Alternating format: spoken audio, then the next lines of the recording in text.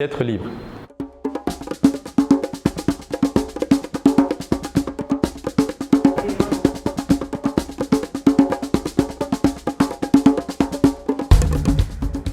Alors, je me nomme Guy Kwekam. Poste occupé, je suis directeur artistique. Je travaille de façon indépendante, mais j'ai plusieurs années à mon actif en agence de communication avant de décider d'être indépendant.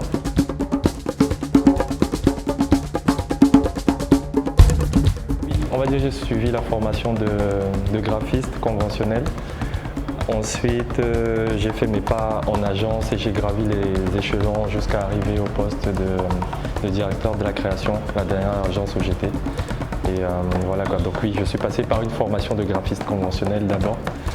Et ensuite, ça s'est fait progressivement au cours des années.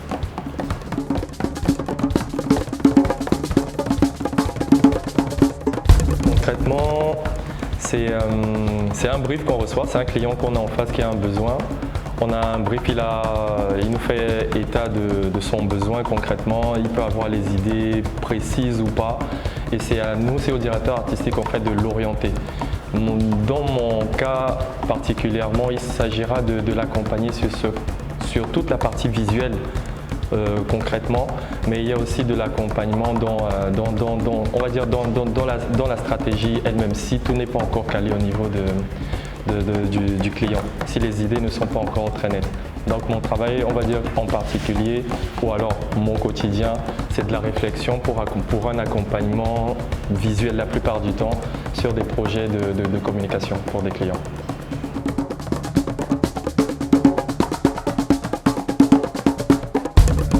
Je dirais que les qualités indispensables, à mon sens, c'est d'avoir une bonne ouverture d'esprit.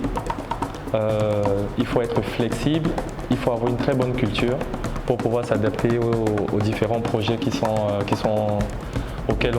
sur lesquels on doit travailler, parce qu'ils sont en général c'est très éclectique. Aujourd'hui vous pouvez travailler sur des couches, demain vous travaillez avec une société brassicole, demain c'est dans l'agroalimentaire, c'est assez variable. Donc il faut vraiment pouvoir surfer sur les différents projets et donner le meilleur, quoi. Donc je pense que ce serait à mon sens ces trois qualités-là précisément. C'est de la flexibilité, de l'ouverture d'esprit, une bonne culture et de la créativité, qui serait même à mon sens le premier point, parce que c'est ce qu'on attend d'un bon directeur artistique, faire la différence, trouver l'élément qui va donner la bonne impulsion à la campagne. Si je ne parle que d'exemple d'une campagne, parce que ça a été ça mon quotidien, et c'est ça mon quotidien la plupart du temps. C'est pour ça que j'insiste là-dessus, mais il y a des projets divers dans l'événementiel ou ailleurs, quoi, où un directeur artistique peut intervenir.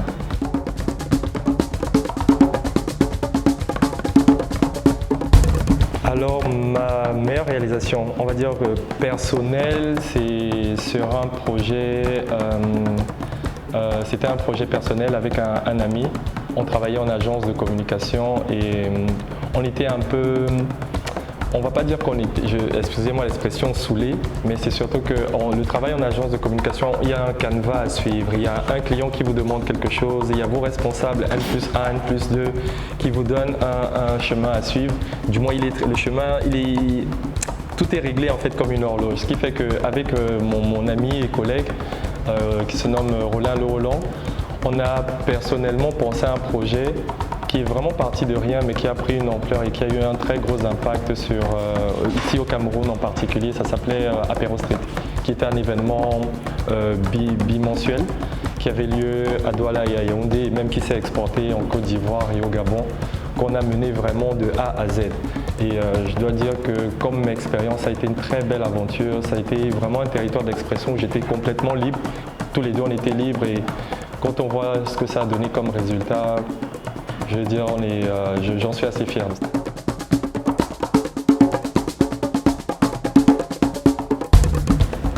Ouh là là, alors je n'ai pas commencé en tant que directeur artistique mais comme graphiste junior forcément. Et on va dire que les débuts ressemblent au début de n'importe quelle expérience. On va dire qu'on revient fraîchement de l'école et on a fait beaucoup de théorie. Et là, on se retrouve dans la machine qui est une agence de communication avec les délais, la pression des clients, les horaires. Ce qui fait que c'est un apprentissage qui commence, en tout cas dans mon cas, qui a commencé assez brutalement parce que tout de suite j'ai commencé dans des agences qui avaient une certaine exigence de qualité. Et on va dire que ça a été assez tendu. Mais bon, quand on a la volonté et qu'on travaille dur, on arrive à vite rentrer, à prendre le train en marche, quoi. Donc on va dire que oui, comme tous les débuts, ça a demandé un temps d'adaptation, mais au final ça s'est bien passé. On va dire que très vite j'ai pu rentrer dans le bain. Donc je pense que comme tout début, c'est assez difficile, mais je ne dirais pas que c'était... je ne garde rien de négatif. Si ce sont les horaires qui sont juste impossibles en agence de communication, où vous n'avez pratiquement pas de vie et vous êtes dédié aux clients en fait. Sinon je dirais que c'est ça le seul bémol, mais sinon en termes d'apprentissage, c'est ce qu'il faut.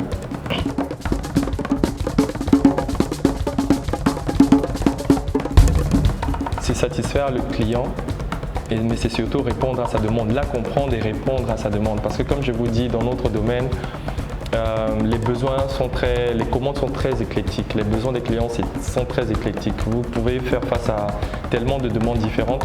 Il faut pouvoir vous adapter. C'est pour ça que je vous parlais de flexibilité, de vertu d'esprit, de culture et de créativité.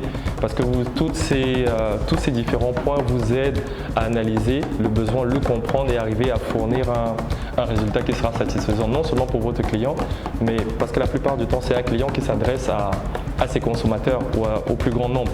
Donc c'est vous dire qu'à chaque fois, il faut créer quelque chose qui va satisfaire le plus grand nombre. Des gens qui ne vous connaissent pas, mais vous devez penser une campagne de communication pour prendre encore cet exemple, qui va pouvoir parler à des gens que vous ne connaissez pas, qui sont d'horizons différents.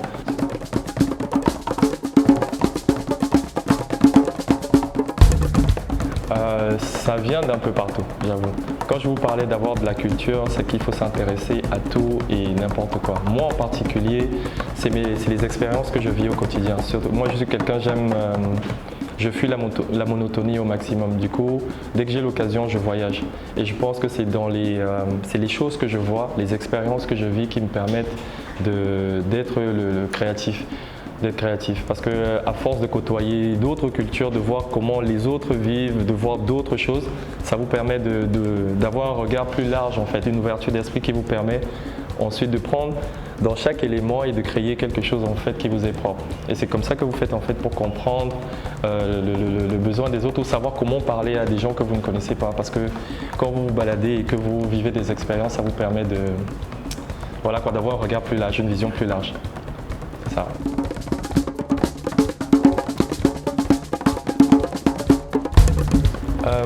Alors, des objectifs à atteindre. Concrètement, j'ai plusieurs projets personnels qui me tiennent à cœur, dont je ne vais pas forcément parler là parce qu'ils sont vraiment encore en cours d'élaboration.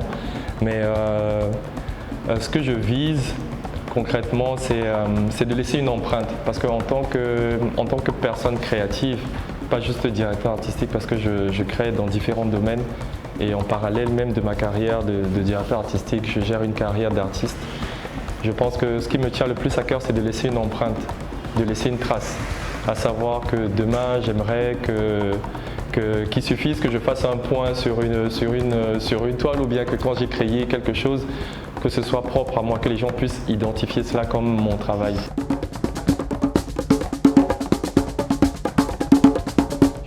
Je dirais que l'erreur à ne pas commettre, c'est déposer, quelle que soit la carrière que vous choisissez, quel que soit le domaine, de le faire par suivisme parce que quelqu'un vous y force.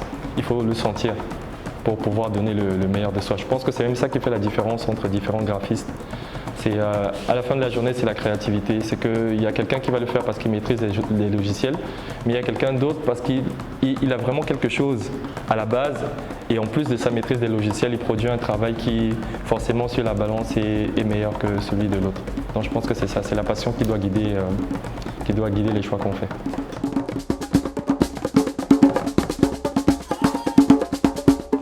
Le premier conseil, j'en ai un peu parlé quand je vous ai expliqué qu'il faut se laisser guider par sa passion avant tout. Mais on peut être passionné et ne pas arriver à atteindre certains objectifs parce qu'on ne travaille pas assez. Donc je dirais qu'il faut se laisser guider par sa passion. Il faut énormément de travail parce que c'est comme ça qu'on s'améliore et comme ça qu'on atteint si on vise l'excellence, c'est par le travail qu'on l'atteint. Je dirais que je ne suis pas forcément quelqu'un de très perfectionniste, mais un tout petit peu. Et là-dessus, je pense que c'est le travail qui nous mène à cela. Et comme le troisième point, je dirais, et ça je parle vraiment des personnes dans mon domaine, il faut s'ouvrir l'esprit, il faut vivre des expériences. C'est ça qui permet de créer, de surprendre, vraiment d'apporter la petite touche différente, parce que c'est vaste comme domaine, je veux dire c'est saturé comme domaine. Donc pour se démarquer, sortir son épingle du jeu, il faut vraiment avoir cette petite touche qui fait la différence. Et ça, je pense qu'on l'obtient à travers les expériences qu'on vit et les choses auxquelles on s'intéresse. Donc ouvrez-vous l'esprit, élargissez votre vision. C'est ça. Je vous remercie.